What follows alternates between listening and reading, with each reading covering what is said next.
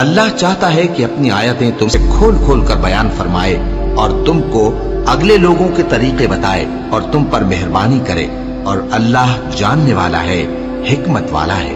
اور اللہ تو چاہتا ہے کہ تم پر مہربانی کرے، اور جو لوگ اپنی خواہشوں کے پیچھے چلتے ہیں وہ چاہتے ہیں کہ تم سیدھے رستے سے بھٹک کر دور جا پڑو۔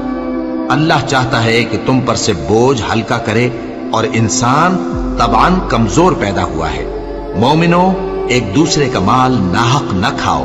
ہاں، اگر آپس کی رضامندی سے تجارت کا لین دین ہو اور اس سے مالی فائدہ حاصل ہو جائے تو وہ جائز ہے، اور اپنے آپ کو ہلاک نہ کرو، کچھ شک نہیں کہ اللہ تم پر مہربان ہے۔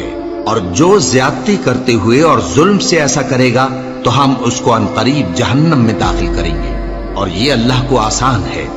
اگر تم بڑے بڑے گناہوں سے جن سے تم کو منع کیا جاتا ہے پرہیز کرو گے تو ہم تمہارے چھوٹے چھوٹے گناہ معاف کر دیں گے اور تمہیں عزت کے مکانوں میں داخل کریں گے۔ اور جس چیز میں اللہ نے تم میں سے بعض کو بعض پر فضیلت دی ہے اس کی تمنا مت کرو۔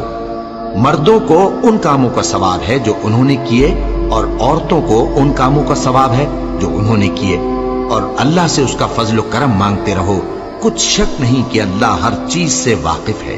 اور جو مال ماں باپ اور رشتہ دار چھوڑ مریں تو حقداروں میں تقسیم کر دو کہ ہم نے ہر ایک کے حقدار مقرر کر دیے ہیں، اور جن لوگوں سے تم عہد کر چکے ہو ان کو بھی ان کا حصہ دو۔